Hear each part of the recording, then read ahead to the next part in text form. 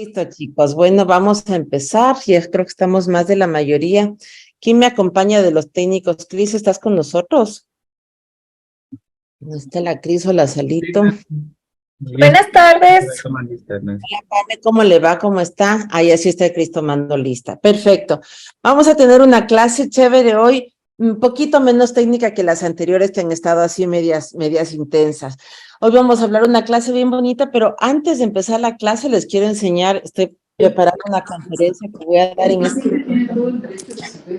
un material súper lindo que quiero compartir con ustedes. Fíjense ustedes, a ver, me avisan si pueden ver mi pantalla. ¿Sí pueden ver? Sí, Sí, sí. se mira. Sí, se ve. Un ratito. Solo te voy a cortar las uñas. Sí, ahí se ve la educación remota. Ya no, otra quiero compartirles, otra que está por acá. ¿Dónde está? Ah, ya, acá tengo las fotos. Espérenme un segundo. A ver, capacitación. Verán, para una conferencia chévere que voy a dar en esta semana, estaba buscando unos materiales gráficos y me quedé así como impresionada. Fíjense ustedes, sí pueden ver, ¿no es cierto? Esta es una clase de medicina en una universidad súper reconocida de Estados Unidos. Entonces, Amparito, quiero que vea dónde está ubicado el profesor, los estudiantes cómo están y la señorita con el teléfono ahí media distraída. ¿Sí le ve, Carmita, bien esta foto? Sí. Sí, ahora fíjense ustedes, les voy a compartir una foto. En cambio, esta foto que les voy a compartir ahorita es un cuadro tomado en una de las primeras universidades en la historia de la humanidad, en el medioevo. Fíjense ustedes en esta foto. Que vemos casi que lo mismo, querido Raúl. ¿Dónde está el profesor? Los alumnos cuchicheando en un costado y aquí este señor está con Está celular igualita. como dormidos, ¿no es cierto? Tienen Así mismo. casi 700 años de diferencia, ¿pueden creerlo? Y sigue ocurriendo lo mismo en las aulas universitarias. Yo veía esto y decía, este es un cuadro de una universidad en el medioevo. Y ocurre exactamente, la posición del profesor delante de todos, los chicos atrás cuchicheando y el de la esquina dormido. Entonces me quedé así como impactada viendo esta comparación entre la foto y este cuadro del medioevo y decía, ¿qué nos pasa en educación? ¿Sí o no, querida Virginia? ¿Qué opina usted de esto? Los elementos sociales y personalidades no cambian a través del tiempo. Qué impresionante, ¿cierto, querida Virginia?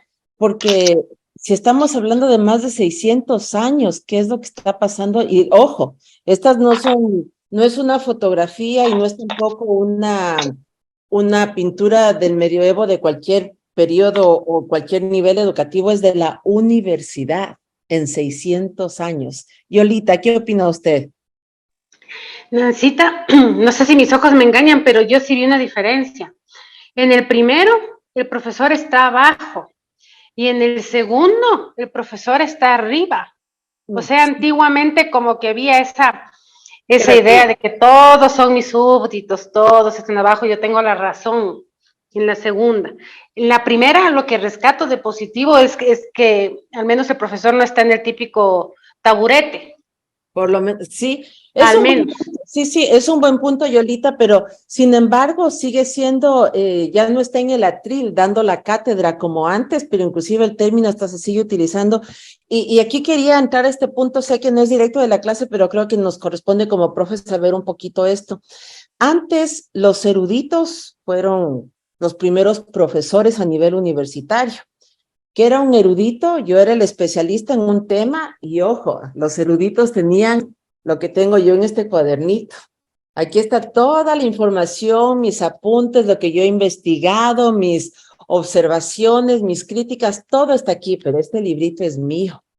Entonces yo cuando era erudita y era de las primeras profesoras universitarias, yo me iba a dar la clase con esto. Y yo no prestaba mi cuadernito para que saquen copias ni nada. El conocimiento era mío. Yo como profesora, Nancy Crespo, tengo todas mis cositas que me ha costado anotar en este librito. Por eso eran eruditos. y se iban de universidad en universidad porque solamente ellos tenían el conocimiento. Pero ahora ya no somos eruditos, ¿no es cierto? Ahora el rol de profesores ha cambiado. La clase de Bairito, usted pone cualquier tema en Google y aparecen miles de archivos. La clase de Lilian aparece hasta en 4D, en 5D, con videos, con figuras. La clase de Carmita, las pruebas, todo está en el Internet. Entonces, nuestro rol como profesores cambió absolutamente. Ya no andamos como la profe Nancy a la antigüita con el cuadernito erudito, sino que nos toca innovarnos y nos toca aprender desde diferentes modelos educativos y diferentes tipos de modelos virtuales para ver cómo cambiamos ese rol de erudito con el cuadernito al nuevo rol del profesor, ¿no es cierto? Eso es lo que vamos a ver el día de hoy, los diferentes modelos educativos, porque es importante que como profes nosotros primero tengamos clarito en qué modelo educativo estoy trabajando. Les voy a hacer unos grupos chiquititos, vamos a reunirnos solamente 5 minutitos. En estos 5 minutitos, una sola persona por cada grupo, una sola va a escribir 2 o 3 líneas máximo del modelo educativo que les voy a dar. Hoy vamos a tener un chance súper interesante de analizar las diferencias entre lo que es la educación remota, educación en línea, educación híbrida, educación B-Learning, para quedarnos clarito como profesores qué estamos haciendo nosotros y para qué tenemos que estar preparados con el uso de tecnología. ¿De acuerdo, chicos? ¿Está entendida la instrucción? No sé si me repite por ahí. Querido Jorge Chávez, ¿nos puedes repetir la instrucción, por favor, tú?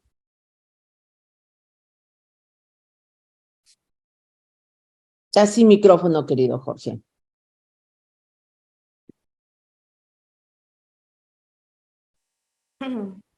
Está sin micrófono, Jorge. Vamos con Dieguito Baroja. ¿Sí nos puedes repetir tú la instrucción, querido Diego? Sí, por favor, para que puedan reunirse rápidamente en los grupos, conversar los estilos de educación que estamos trabajando, pues puede ser educación en línea, cualquiera de este tipo de contexto.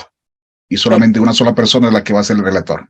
Ya, y muy bien. Un solo relator escribiendo una liñita, no, unas 3 liñitas del modelo que les voy a dar de manera específica. Sí, vamos a trabajar en grupos, 5 grupitos, y a cada grupito le voy a dar un tipo de educación en particular para que nos explique qué es la educación B-Learning, qué es la educación híbrida, qué es la educación en línea, y ya les voy a dar a cada uno de ustedes quiénes son.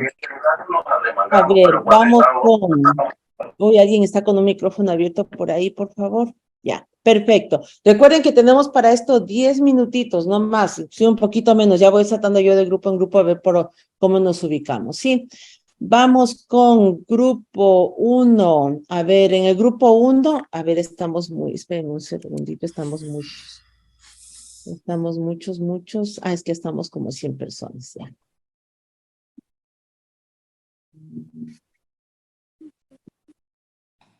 Ya, perfecto. Listo. Grupo 1 y 2, por favor, ya les voy a abrir las... Nancyta, ¿cómo estás? Tal vez sí me pueden colocar en algún grupo. Estamos recién abriendo los grupos, mija, ahorita, ya le voy a poner. Hay una persona que se llama Formative Therapy que no le puedo asignar a ningún grupo, no tengo nombre. Grupo 1 y 2, vamos a hablar sobre lo que es la educación a distancia, ¿de acuerdo? Educación a distancia, grupo 1 y 2. Una sola persona me va a decir qué es la educación a distancia, ¿de acuerdo? Grupo 3 y 4. A ver, vamos con el grupo 3 y 4. Por favor, vamos a hablar de lo que es la educación virtual. Vamos, por favor, grupo 3 y 4. ¿Qué es la educación virtual? Una sola persona nos va a explicar qué es la educación virtual de cada grupo. Grupo 5 y 6 nos van a decir qué es la educación híbrida. Grupo 5 y 6, ¿qué son? Me van a decir una sola persona qué es la educación híbrida. Vamos, por favor, a las personas que están en el grupo 5 y 6. Grupo 7 y 8 nos van a decir qué es la educación remota.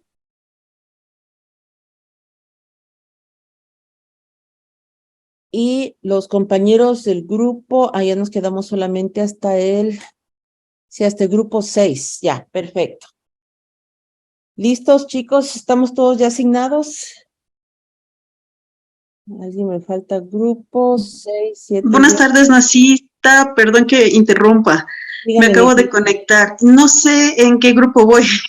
Ya te pongo, es que estamos, ya empezamos hace 10 minutos. A ver, Nancita, estoy sin un grupo también, soy Wendy. ya les pongo ahorita, chicas lindas. A ver, Gracias, Nancita. por favor, al grupo. Ya les estoy asignando ahorita. Vamos a los grupos, por favor. Ya Ok, les acabo de gracias. asignar. Nancy, por favor, que me ayude ingresando a un grupo porque no creo que me escuchaba y tuve que volverme a salir para volverme a ingresar. A ver, espérame un segundito. A ver quién está. José Salvatierra, no ha entrado. A ver.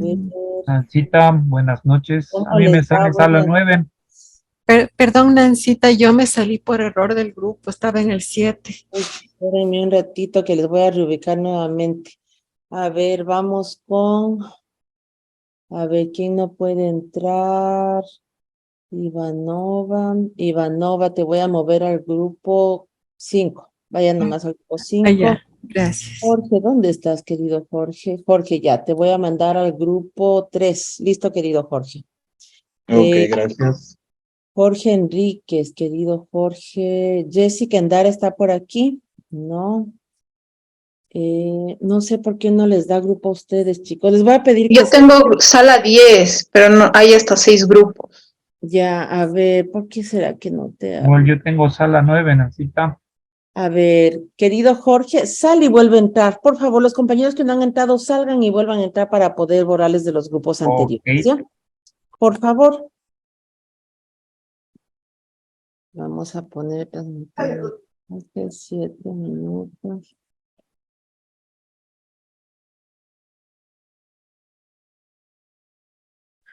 Nancita, ¿sí me puede asignar otra vez? Estaba en la 4. A ver, ¿Cómo que se querido sale? Jorge, déjame ver si es que me sale. Jorge. No tienes que volver a salir, querido Jorge, porque no me sales aquí en el listado. Ya vuelvo a Ya entrar. te Ya. vuelvo a sacar enseguida, no te preocupes.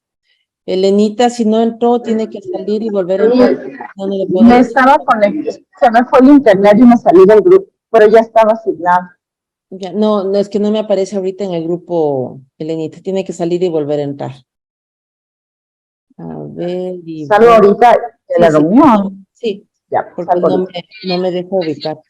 Destacar que hay Ya, 3 ya. tipos de educación a distancia, como son el sincrónico, asincrónico y el... Ya le quité el micrófono. Estoy por acá otra vez, por ¿Qué pasó? Estás sin nombre, no te puedo asignar a ningún grupo. Eso, Jorge, ya estás por ahí. A Ya ver, sí, ahora sí Jorge. Estaba en el 4, me parece. Pac se salió el internet un rato y... Jessica, Jorge. No, querido Jorge, no me apareces en los grupos. Tienes que volver a entrar, porque tienes que salir y volver a entrar. Uy, se salió un grupo enterito. Nancita, nosotros salimos, somos del grupo 10. No sabemos de qué hablar. Aquí estamos. A ver, quédate nomás, querido Jorge. Quédense nomás aquí, chicos, porque hasta que les vuelva a armar no vamos. A ver, los que estamos aquí, ¿qué grupo, qué tipo de educación nos tocó? Es que somos grupo 10, no nos tocó ninguna. No Fuimos importa. los educados que entramos inmediatamente al grupo sin No escuchar la tarea. No Me escuchamos la encanta tarea, eso. pero fuimos al grupo. Me encanta eso, me encanta, perfecto. A ustedes les toca, ¿qué es la educación blended? Sí, el modelo educativo blended o B-Learning. Ya, los que estamos aquí, todos los que estamos aquí nos vamos a quedar en eso. Ok. Learning o blended. ¿Qué es ese modelo educativo, ese tipo de educación? ¿Qué es? Una sola idea por todos. A ver, vamos, tenemos ya solo 6 minutitos, chicos. Averigüemos, por favor, y nos organizamos. A ver, yo Jorge creo va a que ser puedo nuestro decir. coordinador. A ver, querido Jorge, organiza el grupo rapidito porque le quedan 6 minutos.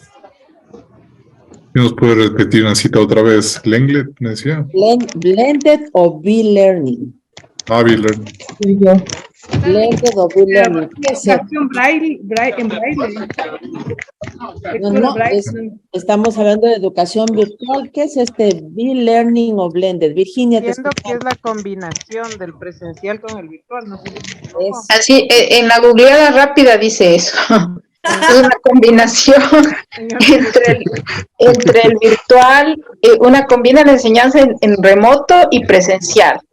Con el objetivo de unir estos dos espacios para que sea más eficiente la enseñanza. Ah, entonces la católica. La católica, es Villermo. Claro. Ahora, ahí va mi pregunta. ¿Es solamente combinación entre presencial o virtual o entre otros modelos también? A ver, tenemos 4 minutitos más. Busquemos esa información, por favor. Virginia, te escuchamos. Perdón, era lo que ya dije, que es la combinación. Tengo que buscar. Se quedó la manita ahí levantada, ¿sí? Averigüemos entonces esto. Por favor, me voy yo con un grupo, les dejo trabajando aquí, chicos, ¿ya?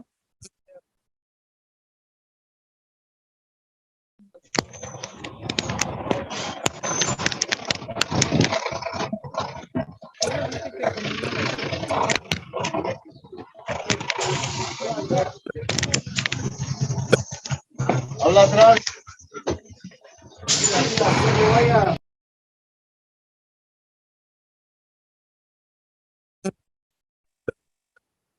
Solo las dos, dice.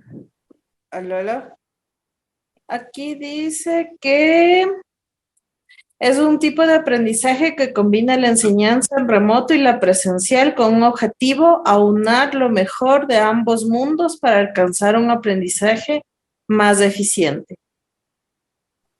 En otro documento dice que es unir dos tipos de dualidades en métodos pedagógicos, una enseñanza tradicional y una enseñanza en base tecnológica. Sin embargo, lo que me llama la atención es que Nancy cuestionaba, ¿no? Como solo esto y esto. Así que, ¿qué otro elemento podríamos agregar ahí? Ya sabemos que nosotros tenemos la presencialidad y sabemos que tenemos el tema de la virtualidad. Acá ¿Pero qué dice más? que, verás, se puede utilizar tutorías personalizadas, videoconferencias, chats, clases presenciales. Eso es lo que incluye.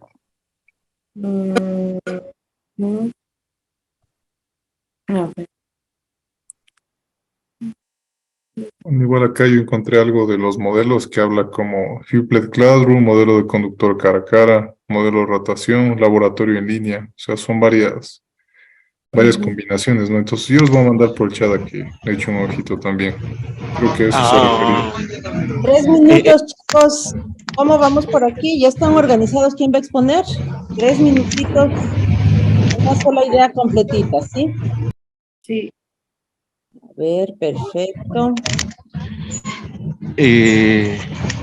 Sí, yo creo que debería exponer Angélica. Qué democrático. No. Angélica ha sido elegida por votación popular. Sí, que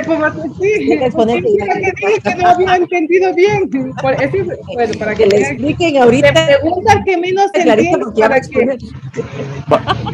Vamos a darle insumos. Bueno, ya tenemos que es una combinación, y ya tenemos que es una combinación de presencialidad y de educación a distancia, pero a lo mejor en el concepto de educación a distancia o virtual podemos incluir entonces como estas metodologías interactivas como clase invertida, que es que ellos primero estudien y luego pues revisamos contenido, o el uso de, no sé, tal vez de Zoom para algunos encuentros que no tengan que ser necesariamente presencial, o ¿qué más? ¿Qué más podríamos sumar ahí desde el punto de vista tecnológico o de metodología? Que puede incluir cualquier cosa que incluya la capacitación online, textos, videos, diapositivas. Entonces, online, presencial, y dentro del online todas las metodologías que se pueden utilizar. No sé, Mónica, si que estás ahí con algo más manual para hacer. Podríamos decir que primero también es aprendizaje individual. Sí, genial, claro. Individual. Alguien ahí también dice en la página si es cara a cara. También es grupal. Yo no sé cómo se podríamos decir la internación también puede ser, porque por ejemplo yo he trabajado con estudiantes de diferentes países y se puede a través del virtual. Y también, por ejemplo, tengo mi estudiante que está en la Católica, una sobrina, y ella en estos momentos está yéndose a la Javeriana de Colombia para hacer las prácticas. Entonces hay también presencial, o sea, virtual, presencial, internacional, porque está yéndose a otra universidad. No sé si esto entraría en este campo. Yo creo que la idea es que lo permite, ¿no? Que lo facilita.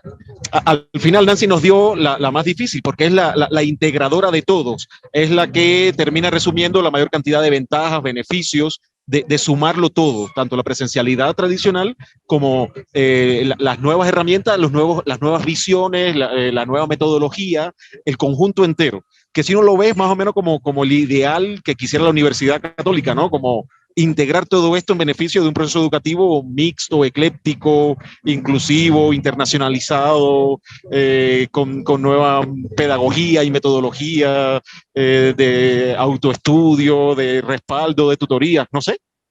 Demasiado, ¿no? Nancy abrió los ojos Abraham en 2 líneas ya lo dijo, todo eso, y sí lo hace la Católica, lo hace. Y eso es lo interesante, querida Angélica. A ver, vamos a esperar un ratito que vengan los compañeros ya en 2 segundos. Sería bueno que repitan lo que estaban hablando, Nancita, porque no escuchamos los que estamos recién llegando. No, sí, es un grupo que se quedó sin poder entrar al aula y que se quedó trabajando conmigo aquí afuera. Pero es interesante, a ver, vamos a hacer aquí una reflexión. Qué penita que siempre tenemos poquito tiempo, pero creo que como profesores es súper importante que tengamos clarito cuál es la diferencia entre un tipo de educación, entre un modelo educativo y una metodología educativa, ¿no es cierto? A veces como profes nos dan toda la información y no nos dejan entender de manera bien clara de qué se trata esto y cómo tengo que manejarlo. Ojo, el día de hoy vamos a hablar un ratito de los diferentes tipos de educación que yo puedo encontrar. Y los diferentes tipos de educación me refiero específicamente a aquellos que pueden tener apoyo de tecnología para poder trabajar en diferentes condiciones y circunstancias en una aula educativa. Hablamos primerito, a ver, vamos a hacer una reflexión de cada uno de los temas, no se preocupen, vamos a ver un ratito primero educación a distancia. A ver, ¿quién nos puede decir del grupo 1 o 2 el nombre de qué significa esto de educación a distancia? Yo puedo comentar del grupo 2, Nancita. Perfecto, cuéntenos, ¿qué es la educación a distancia? Estuvimos conversando con los compañeros y sacamos algunas conclusiones interesantes que también las vamos a transmitir, que dice que la educación a distancia también se conoce como educación online, en línea o remota, y que se trata de una innovadora forma de aprender y enseñar que lleva la dinámica de una clase tradicional y presencial al mundo digital. La educación a distancia no requiere que el estudiante acuda presencialmente a clases, pero puede haber una manera híbrida también. De esta manera, desde cualquier lugar del mundo, que es lo interesante, los alumnos y docentes podrán conectarse en un entorno virtual con las facilidades de aprender en sus computadoras o medios electrónicos a través de Internet y de TICs, haciendo uso intensivo de la flexibilidad que proporcionan las nuevas tecnologías digitales. Eso es lo que podríamos apoyar. Perfecto. Aquí qué interesante porque estoy viendo la carita de varios chicos de quien estaba trabajando en sus grupos y encuentran, pero es lo mismo que encontré yo de educación híbrida, o es lo mismo que encontré yo de educación a distancia, ¿no es cierto? Vamos a encontrar clasificaciones como podamos encontrar autores. Muchos tienen cruces, muchos tienen total divergencia y no están de acuerdo. ¿Por qué? Porque la educación virtual ha cambiado una locura en los últimos años. En el 2016 recién se reconoce y se empieza a normar la educación virtual en nuestro país. Imagínense, 2016. O sea que antes del 2016 se daban clases de cualquier cosa en línea. Los certificados, los diplomados, las titulaciones no eran reconocidas y tampoco teníamos ningún tipo de regulación. Por eso es que había este tipo de reparo. Ah, estudiaste, no sé, enfermería, sí, qué chévere. Estudié en línea. Ah, no, gracias. No, gracias. ¿Por qué? Porque no había nadie que regule eso. No había nadie que verifique cómo se estaban dando, si estaban cumpliendo con los mínimos de calidad, qué modelo educativo estaban aplicando, no había nada. Por eso había este rechazo a la educación virtual. Ahora, desde el 2016 y mucho más con la pandemia, los sistemas educativos empezaron a mezclarse y a utilizar diferentes recursos hace más o menos unos, ¿qué será? Unos 10, 15 años. ¿Qué era la educación a distancia en el país? La educación a distancia se daba por la UTPL, por ejemplo. ¿Y cómo se hacía la educación a distancia? Uno recibía por mailcito, después recibía en físico. tenían que irse a la matriz de la Universidad de la UTPL a retirar las copias, ¿no es cierto? Se llenaba los documentos, se hacía los ejercicios y se dejaba otra vez ahí mismo para que se vaya a Loja, que califiquen los profesores y se revise. Y tenían unos encuentros cada 3, 4 semanas, varias horas en las sedes o en los diferentes edificios de soporte para recibir clases. Esa era la educación a distancia. La educación a distancia involucraba que había ciertos encuentros con los profesores, que sí se mandaba deberes, que no se utilizaba tecnología de por medio y que así se manejaba la educación a distancia en el país. Pero después de la pandemia y del reconocimiento desde el 2016, se fueron incluyendo sistemas tecnológicos que ahora hacen que la educación a distancia y la educación en línea básicamente sean las mismas. Se utiliza medios tecnológicos para completar procesos educativos. Sí, vamos a encontrar autores que nos dicen que la educación a distancia tiene encuentros sincrónicos presenciales, inclusive en espacios o centros educativos físicos, y vamos a encontrar otros autores que nos van a decir que no, que la educación a distancia nos permite simplemente encontrarnos en cualquier espacio para fundamentar aprendizajes. Sí, así que es súper importante eso. Tengo una compañerita que dice usuario de Zoom, no está el nombre, pero mejor se apaga la cámara mientras maneja por si acaso que me da miedito, ¿sí? Ahí le veo a la compañera. Apague nomás la cámara, compañerita, no se preocupe. Y ponga el nombre para pasarle lista. Entonces, fíjense ustedes, ya tengo un concepto diferente de lo que es de educación a distancia y lo que se consideraba como educación a distancia puede ser tranquilamente actualmente la educación en línea. Vamos por aquí, grupo 3 y 4. ¿Qué encontraron ustedes de educación virtual? ¿Alguna persona del grupo 3, 4, por favor? Sí, bueno, yo en representación del grupo 4, decíamos que la educación virtual es 100% en línea y que es a través de los entornos virtuales de aprendizaje, o también llamados EVA, con los tiempos bastante flexibles para que los estudiantes desarrollen las actividades y que puede o no incluir los encuentros sincrónicos con los docentes. Ya, eso fue lo que nosotros llegamos. Excelente punto, querida Pame. Así es. Fíjense ustedes, la educación en línea plantea, y aquí hay un debate que todavía no está normado en el país, que es un punto súper interesante para analizar. La educación virtual no asume la obligatoriedad de un encuentro sincrónico. Sin embargo, ya es la institución que también tiene libre albedrío para hacerlo la que determine esa necesidad o no. Le voy a preguntar a la misma Pame. Pame, ¿siente usted que habría un cambio fuerte si a los chicos se les da la opción de asistir o no a clases virtuales? Completamente. Completamente. Tal vez no asistirían y lo cual retrasaría el aprendizaje, porque ahí siempre se puede preguntar. De hecho, los docentes lo que hacen es dar una introducción, así como lo hace usted muy acertadamente. Una introducción, hace preguntas y pues se puede... los vacíos que pueden estar quedando en los estudiantes al momento de realizar las actividades, pues son llenados y entonces tenemos un aprendizaje más en conjunto. Entonces, cuando yo, por ejemplo, les hago las entrevistas a los maestrantes antes de ingresar, les digo, el plus que tiene nuestra universidad es que usted va a tener un encuentro sincrónico con los docentes. Entonces, no es como pueda, cuando pueda, lo que pueda, sino que va a estar todo el tiempo guiado por el docente y tiene que regirse a las fechas límite, ¿no? Entonces, este es el plus que tenemos como universidad, creo yo. Excelente punto por ahí. Ojo, la educación en línea sin profesor, la educación en línea con un video o con algún tipo de recurso similar, ya no es educación en línea, educación virtual, ya se transforma en una educación basada en MOOC. Y los MOOCs son cursos que ya no tienen ni profesor, que son masivos y que están totalmente automatizados.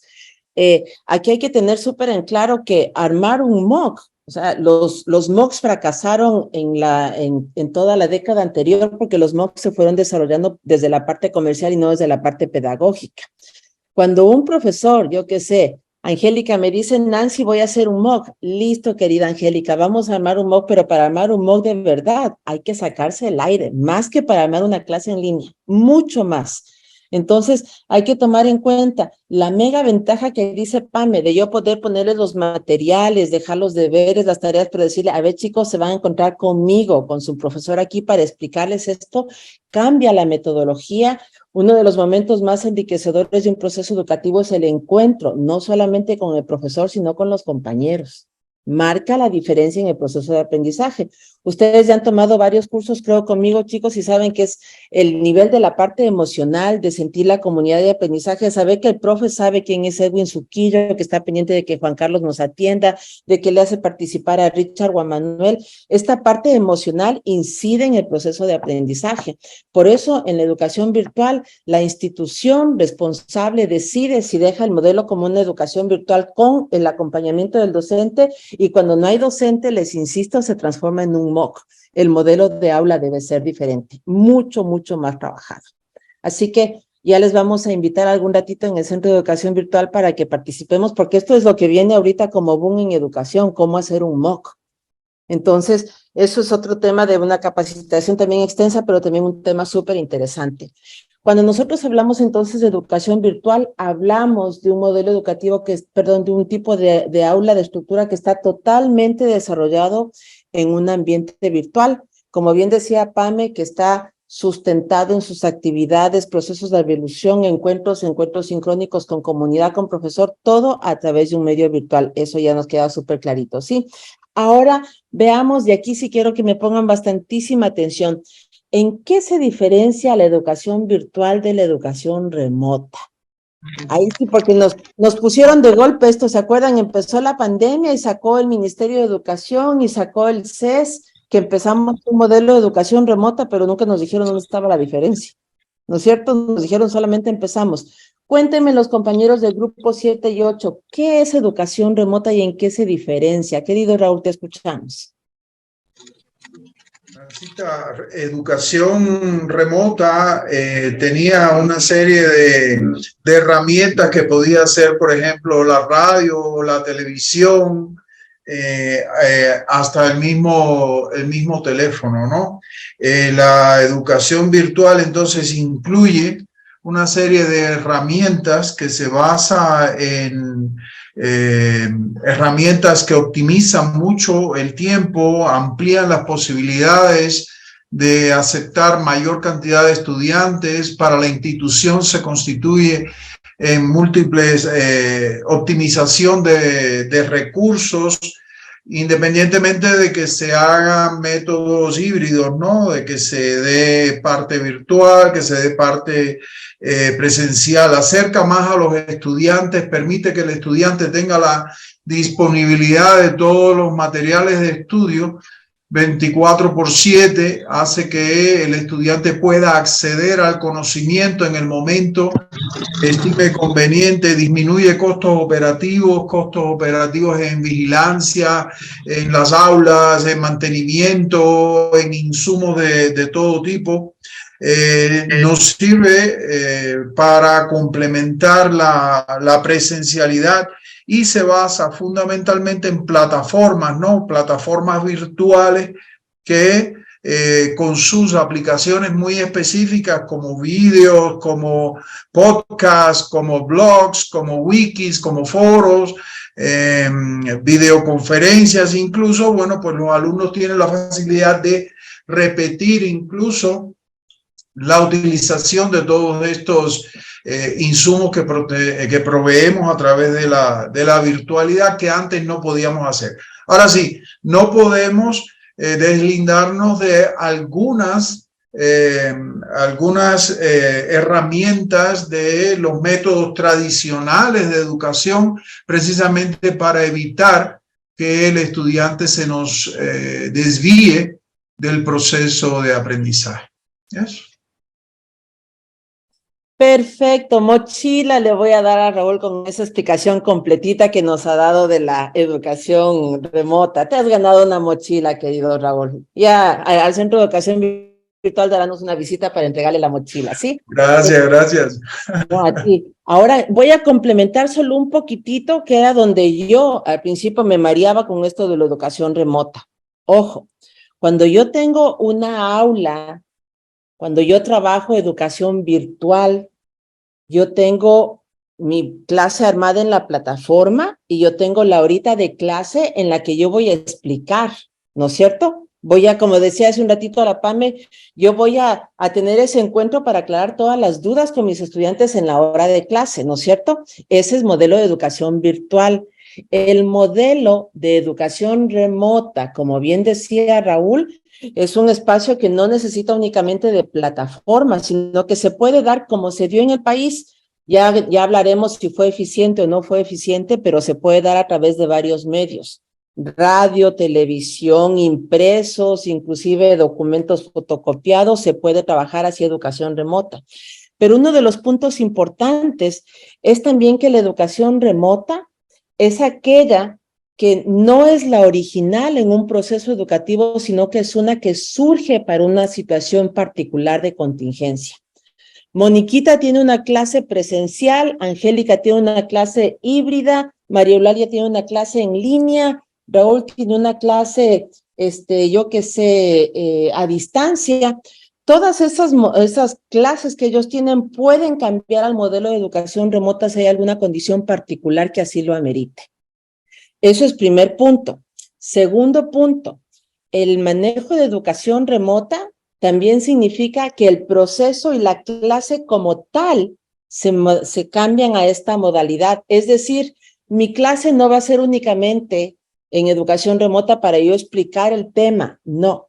La educación remota tiene tiempos definidos. Por ejemplo, si Pame tenía una clase presencial que era de 7 a 9 de la mañana y en esas 2 horas, Pame les hacía grupos de trabajo, exposiciones, recreo, después tenemos, una parte teórica que les voy a explicar. Es decir, lo que ella normalmente hacía en una clase presencial se traspola al modelo de educación remota. No sé si me entienden ahí, querido Juan Carlos Andrade. Entonces, no es una horita de clase que solamente para explicar la clase, es la clase completa con todas las actividades que tenía de por medio traspolada al modelo de educación remota. Le voy a preguntar a Juan Carlos si me entendió y le doy a Mayra que nos ayude con su pregunta. Juan Carlos. Sí, Nancy, fue lo que nosotros atravesamos y pues adaptarse a esta metodología con tiempos, con actividades, fue pues una cuestión de proceder a aprender en la emergencia que estábamos, ¿no? Y creo que pues sería importante la evaluación que tenemos después de este proceso para ver el pro y los contra y el proceso de mejora que podríamos aplicar. Sí, eso es un punto valiosísimo, querido Juan Carlos. Todos nos lanzamos a hacer, nunca tuvimos la certeza de si lo hicimos bien o lo hicimos mal, ¿no es cierto? Pero nos lanzamos a hacer. Mayrita, te escuchamos. Ya. Nancita, entonces yo entendería que este tipo de educación es como un modelo de adaptación para cualquier otro tipo de modelo y que una de sus características vendría a ser como que establece los tiempos de conexión similares a como había tenido anteriormente el modelo al cual nos queremos adaptar.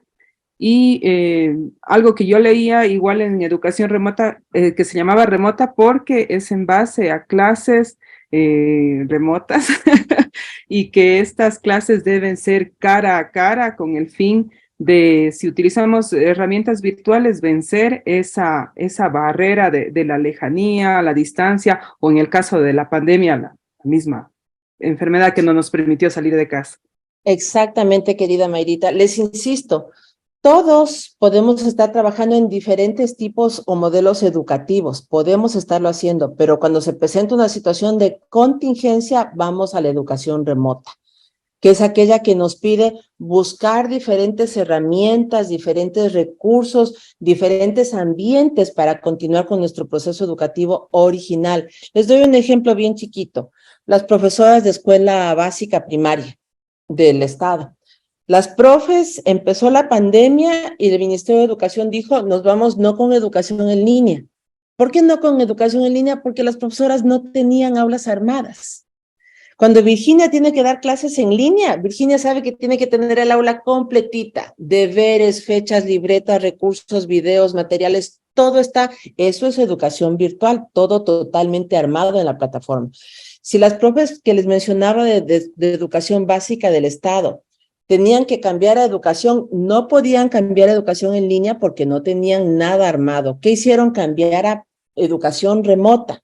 Entonces, ellas se podían poner videos o conectarse por Zoom, y en la clase de Zoom, por ejemplo, de las profesoras de primaria, ellas no se ponían a explicar la clase como se hace en la universidad. ¿Qué hacía? Tuve yo la suerte de verle una profesora parvularia que daba clases a los niños chiquitos. Esta niñita estaba en un restaurante camino a la costa, pasando Santo Domingo, y estaba viendo su clase en un celular con toda la pantalla rota. Ponía la pantallita del televisor, del teléfono en la mesa, y la profe parvularia les decía: hola chicos, ¿cómo están? Levantemos la manita y vamos a cantar la canción de la semana. ¿Estaba dando una clase en línea la profe? No, estaba dando una clase remota, modelo de educación remota, ¿de acuerdo?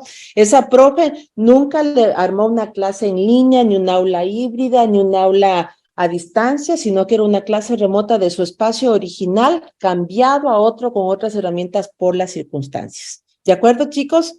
Ahí nos quedó, creo, mucho más claro esto de la educación remota, ¿no es cierto?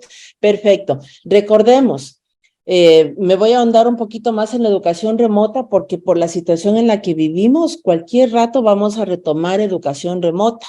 No es solamente por la pandemia, cuando tuvimos los problemas de las huelgas, de los paros, de salud, vamos a volver a retomar este modelo de educación remota, y eso demanda que el profesor tenga un espacio educativo bien estructurado. Si de aquí a mañana le dicen a Marina, Marina, no podemos ir a la universidad, te toca dar clases de manera remota, Marina tiene que tener el aula bien estructurada, porque cuando no tenemos un espacio estructurado y bien planificado, quienes sufren el impacto son los estudiantes. ¿Sí? Pauli, ¿te escuchamos?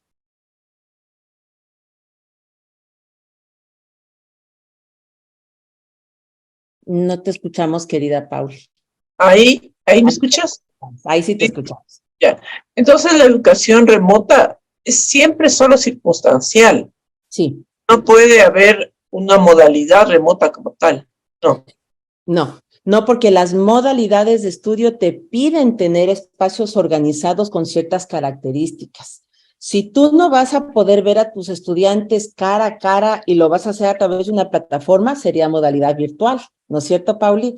Si tú no vas a poder ver a tus estudiantes durante la semana y se encuentran solamente los fines de semana, y estaríamos hablando de un modelo de educación híbrida o a distancia. O sea, deberías tener una estructura diferente. La remota significa que se va a cambiar por condiciones circunstanciales. Solo circunstancial.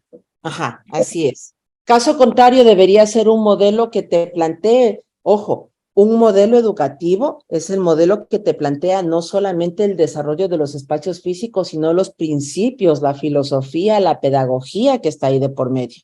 Cuando le contraten a Lilian Bastidas como consultora internacional y le digan, Lilian, ayúdanos a armar unas aulas, yo qué sé, para una oferta de posgrado virtual. Liliana va a tener clarito, para virtual hay este tipo de estructura. Pero si le dicen a Karina Coronel, quisiera plantear un modelo de posgrado, pero que sea híbrido, no es lo mismo, ¿no es cierto, querida Karina? Ya va a ser diferente. En virtual yo tengo todo hecho en híbrido, Karina ya tendrá que decir, a ver, hay 4 diferentes opciones para educación híbrida. ¿Cuál de estas aplicamos aquí? Y el modelo de aula, el modelo pedagógico, el modelo de actividades y didáctica cambia dependiendo del modelo educativo con el que trabajamos. Así que eso hay que tomar muy en cuenta cuando trabajamos, especialmente utilizando tecnología. No por utilizar tecnología todo se vuelve en línea o virtual. Hay un modelo detrás. Marilena, te escuchamos. Hola Nancy, buenas tardes con todos, buenas noches ya. Escuchándote, me viene a la mente, recuerdo el caso de una docente que incluso fue reseñada y aparecía en las redes porque atendiendo las dificultades que había muchos chicos, y fue algo que no solamente se produjo en Ecuador, sino en muchos países, los agarró esta educación remota de emergencia sin tener posibilidades de conexión a internet, en casa, etcétera, y ella se dio a la tarea de llevar a aquellos chicos que no podían conectarse, los deberes o algo así leí. Mi pregunta es, para calificar entonces la educación remota, no es solamente desde la perspectiva del docente, que me ha quedado clarísima, ¿no? que tiene que actuar en espacios distintos a sus espacios habituales, sino también desde el punto de vista de los estudiantes, o sea, en el sentido que imaginemos que no sea el profesor el que tenga esa dificultad, pero sean los estudiantes los que no pueden llegar o no pueden cumplir. O sea, eso es algo bidireccional. Claro, o sea, ahí hay una cosa mucho más crítica, querida Marilena, y mucho más crítica ya desde el punto de vista pedagógico. Le podré, si a un niñito chiquito le pongo una pantalla y le pido que aprenda cosas, sabiendo nosotros como educadores que especialmente para los niños pequeñitos el aprendizaje sensorial es vital, ¿le podré evaluar eso o no le podré evaluar? Entonces, uno de los puntos que más se cuestionaron durante la pandemia, durante este modelo de educación remota, es precisamente eso. Como no se dio los recursos, chicos, una cosa que es oro, como no se capacitó a los profesores, ¿cómo evalúo yo a los estudiantes? ¿Alguien les enseñó cómo se da clases en educación remota? Yo veía profesores que tenían la pantalla mirando hacia el techo. Veía profesores que estaban con los focos negros por aquí, que no se les veía la cara. Nosotros sabemos ahorita que eso tiene impacto en el proceso educativo. Entonces, la educación remota, al no haber capacitado a los profesores, al no haber dado las herramientas adecuadas, al no haber generado apoyo, recuerden lo que nos decía Celestín Freinet, para lograr un proceso educativo están padres, están maestros y arriba están los estudiantes. Si no buscamos ni el apoyo, ni formamos ni a los padres ni a los profesores, ¿puedo evaluar al estudiante? ¿Puedo demandar algo de calidad del estudiante? Entonces, esos son puntos que quedaron muy abiertos y sin solución, especialmente a lo que eran a nivel de educación media y de colegio.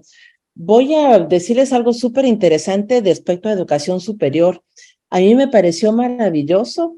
Yo justo estaba recién llegadita en la pandemia cuando vine a trabajar a la universidad. La primera semana de clases la universidad no reaccionó bien. No teníamos plataforma lista, no teníamos aulas armadas, no teníamos profesores capacitados. A todo mundo nos cayó la pandemia de uno. Pero ¿saben qué cosa fue súper linda? Los estudiantes de la universidad, presidentes de cada facultad, se reunieron con el rector. Y se reunieron con el rector para reclamarle que por qué los profesores no estaban capacitados frente a la pandemia. Y eso hizo que la universidad se volviera, pero en un 360 y empezara, ahí yo me acuerdo que teníamos en ese tiempo armado todo para maestrías en línea, y el rector me dijo, todo lo que está para maestría se va para toda la universidad. Y empezamos con la capacitación, pero fíjense ustedes, la capacidad de posicionamiento, de reclamo, de empoderamiento de un adulto es diferente a la de un adolescente y la de un niño. Los niños y los adolescentes no recibieron educación de calidad, tal vez los papás reclamaron en algún momento, pero a nivel de educación superior sí se sintió este sacudón de los estudiantes, queremos que nos enseñen bien. Y las quejas, el profesor Sulanito no sabe prender la cámara, el otro puso, o sea, una cantidad de quejas de los estudiantes que permitió mejorar el proceso educativo en la universidad.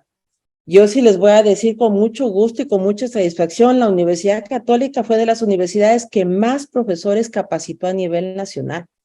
Y llegó a un punto en que la capacitación se abrió para docentes de todas las universidades. Lo digo ahí de manera personal porque yo estuve en todas las capacitaciones. A veces teníamos cortes de 300 profesores capacitándose para poder dar clase. Porque como bien mencionaba hace un momentito compañero, si no sabemos cómo estamos y no evaluamos, ¿cómo sabemos a dónde queremos ir? Entonces, ahí sí es súper importante tomar en cuenta esto. La capacidad de mejorar un proceso educativo, la capacidad de poder formar a los docentes y de dotar recursos nos permiten a posteriori poder mejorar calidad. Y eso, querida Mayri, desgraciadamente no pasó ni en educación básica ni en educación media. Si ahorita retomáramos nosotros, Dios no quiera, una nueva pandemia, el Estado sigue sin capacidad de respuesta para educación básica, inicial, básica y secundaria. No hay respuesta, no hay plataformas armadas.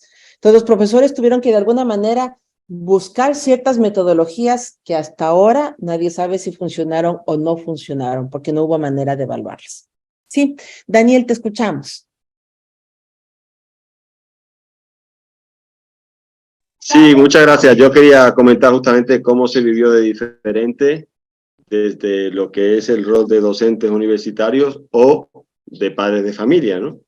Ahí vivimos claramente ese choque entre que nosotros, la Universidad Católica, como dice, reaccionó también, o justamente empujados, ¿no? Alentados por el afán de los estudiantes y su reclamo, justo reclamo, buscando la calidad.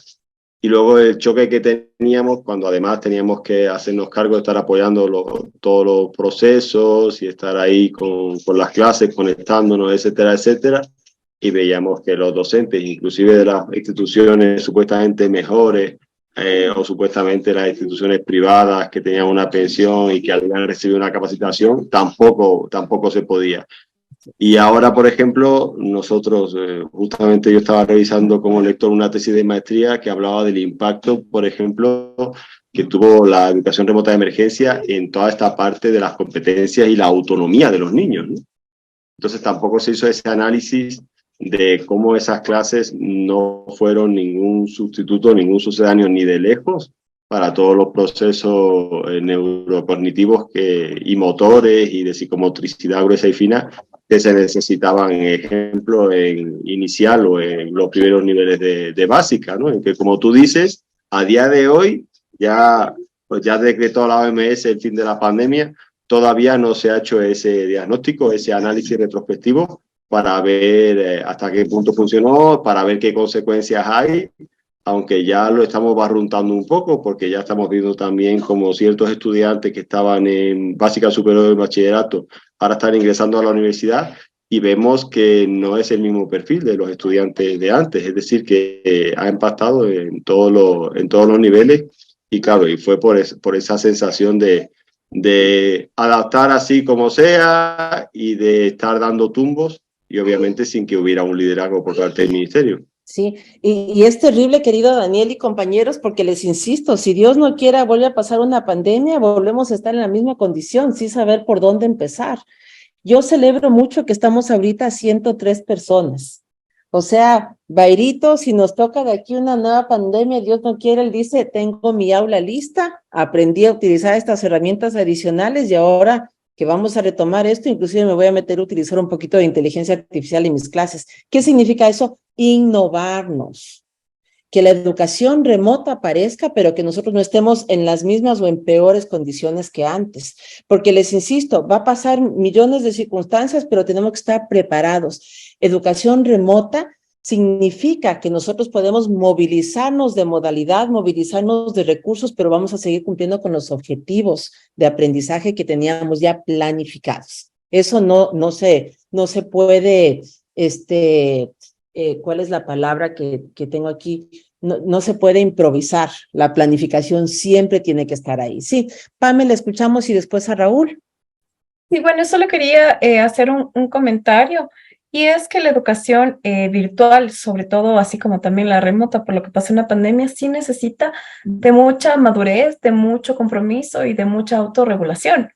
Porque, por ejemplo, ahora hablando con mis estudiantes y todo, así como que les digo, pero este tema ya vieron. Ay, es que eso, profe, eso vimos en pandemia. Le digo, o sea, ¿cuál es la diferencia, no?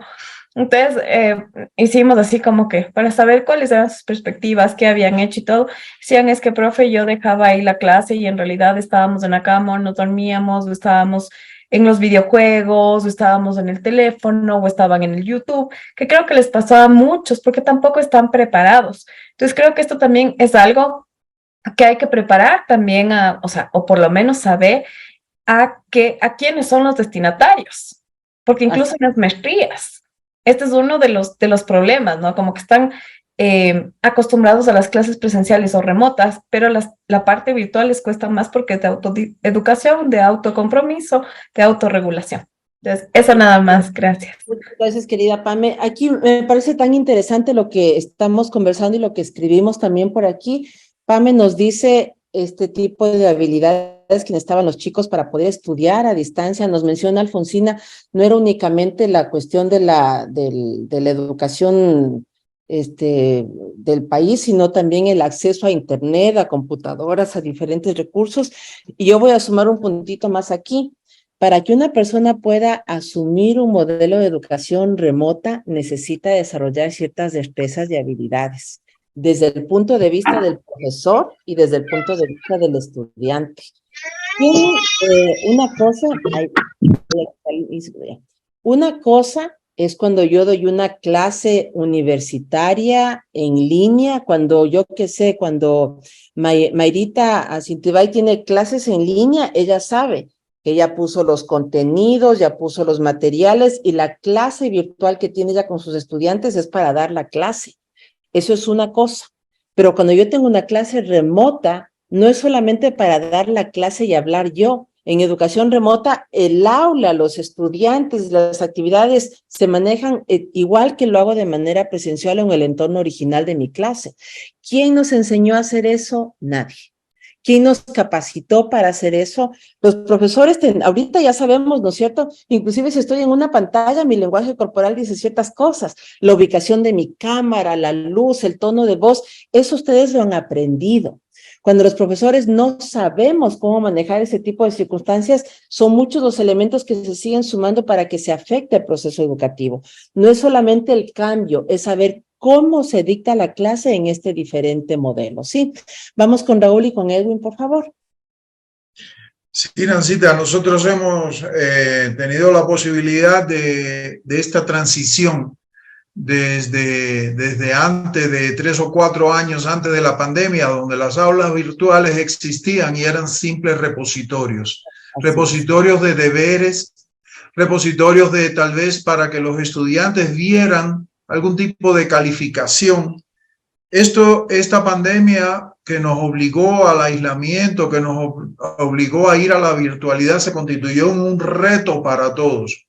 En un reto social, en un reto económico, en un reto desde el punto de vista de la preparación nuestra como docentes para con los estudiantes. Yo recuerdo los carteles que yo le ponía a los estudiantes en las clases virtuales de cámaras encendidas, mantener cámaras encendidas, pues era la única manera de tener ese contacto visual con los estudiantes. De esa pandemia, de ese reto, de esa situación epidemiológica que se nos dio, hizo notar muchas inequidades entre los estudiantes. Yo tuve la oportunidad, por ejemplo, de interceder con la universidad para que estudiantes se les facilitara una tablet, pues no tenían ni internet, ni tenían una computadora, y entonces a través de las tutorías, pues pudimos hacer que llegaran a ellos a través de la universidad, se les facilitara, pues no tenían sencillamente estas cosas. Desde el punto de vista de los profesores, nosotros también tuvimos que invertir, tuvimos que hacernos de una buena laptop, una buena cámara, tuvimos que comprar tabletas de estas digitalizadoras para poder hacer nuestro curso llamativo, ¿no? Y que pudiéramos transmitir la información. Así que pasamos de ese repositorio a prepararnos mediante cursos que tuvimos la oportunidad desde un inicio de participar con usted como nuestra profe, y nos fuimos preparando en cosas que para nosotros era por primera vez que se nos abrían las posibilidades de la explotación de semejante herramienta de educación. Y entonces pasamos a prepararnos con todos estos cursos para llegar a un momento donde la virtualidad creo que llegó para mantenerse en el tiempo. La virtualidad como método, herramienta óptima, funcional, explotable y de muy buena base pedagógica que imbrica, que mezcla todas las posibilidades de enseñanza que hemos tenido. ¿Ves? Y aquí, querido Raúl, solamente voy a sumar un puntito más. Lo que viene, queridos compañeros, es la educación personalizada a través de MOOCs. O sea, eso no tienen idea el impacto mundial que se está presentando ahorita. Yo estoy trabajando mucho en el tema de educación y tecnología y escucho cada vez más que quiero hacer un curso, pero ya no es un curso con el profesor presente. El profesor deja armado el curso y es un curso muy específico, con retroalimentación, con recursos y todo, pero es para que la persona lo tome donde pueda y cuando pueda. Ya son asincrónicos y el desarrollo va por otro lado, y por ahí va la educación ahorita.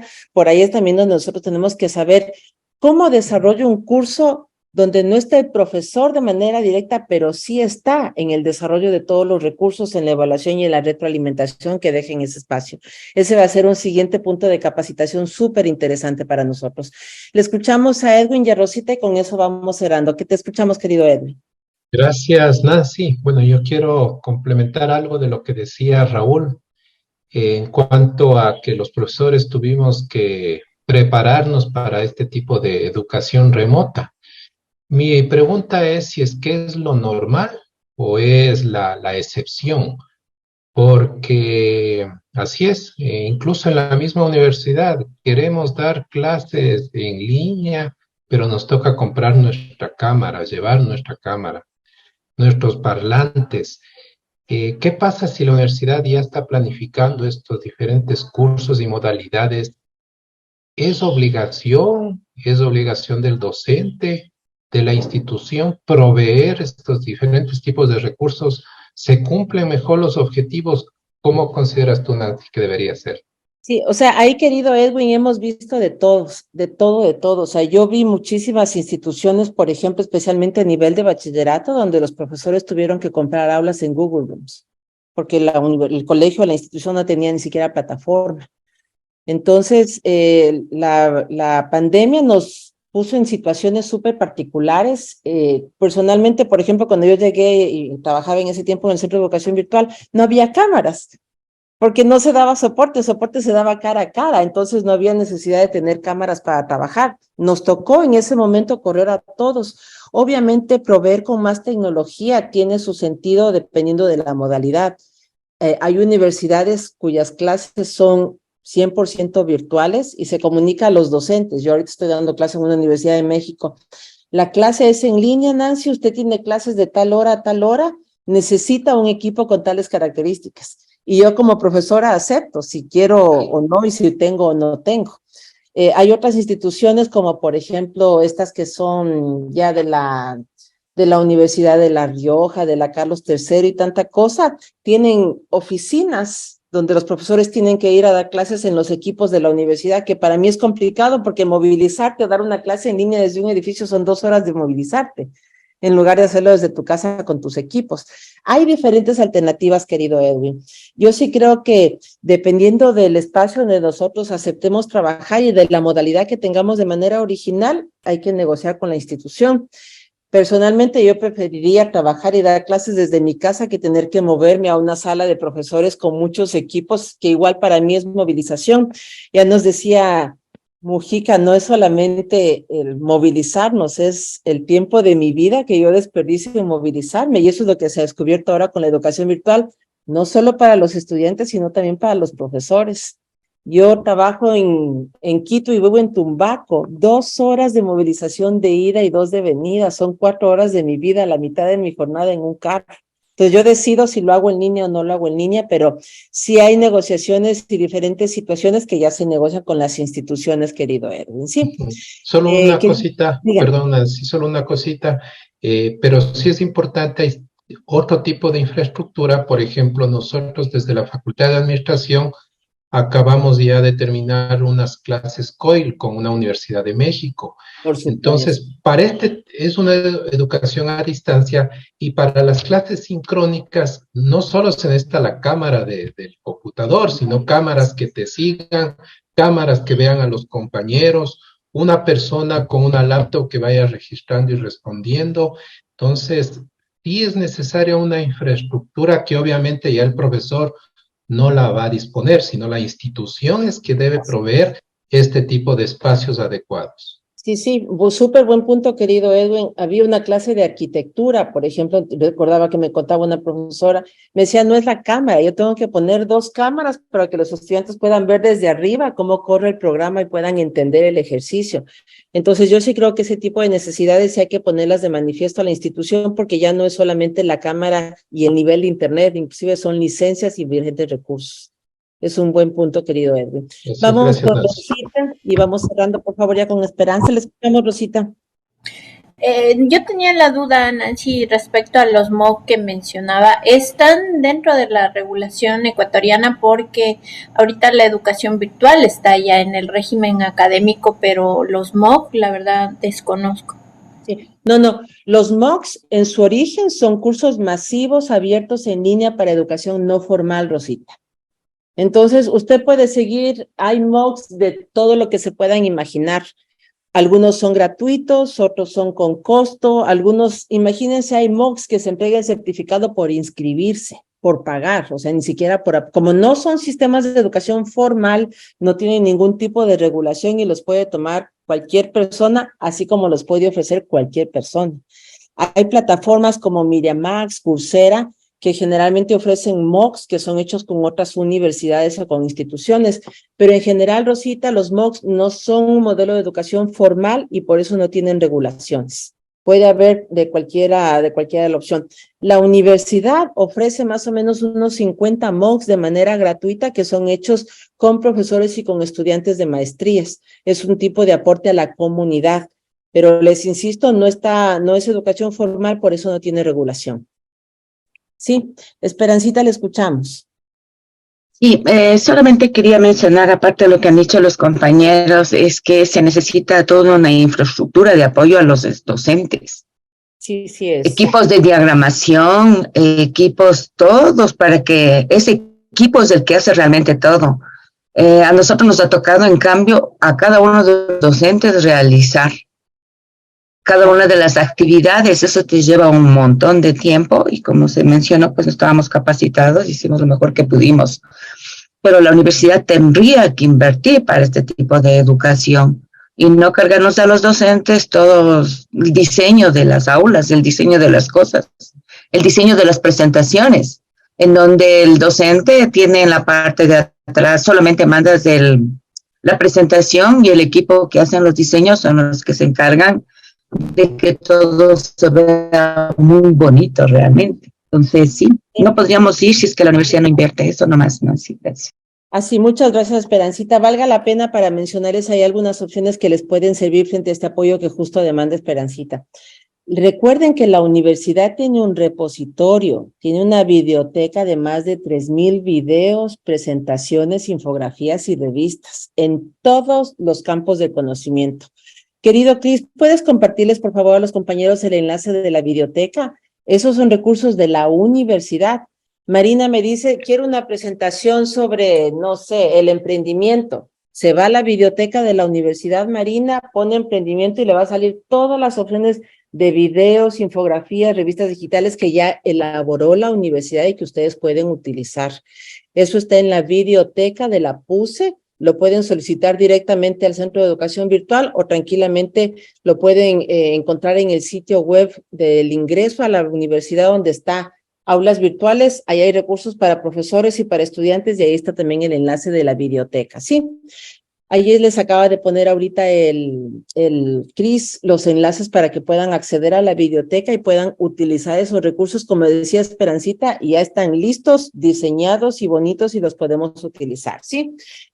Como siempre se nos acaba el tiempo antes de hora, pero yo creo que era súper interesante tener esta conversación ya un poquito más filosófica y personal respecto a qué modelo educativo, qué modalidad de trabajo, qué metodología estoy utilizando cuando trabajo yo educación remota y por qué es importante prepararnos para cualquier momento que nos toque volver a tener este tipo de educación. Sí, les invito mucho a revisar los materiales de la semana.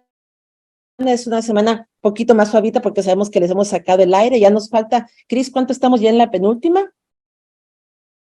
Está con nosotros el Cris. Sí. Sí.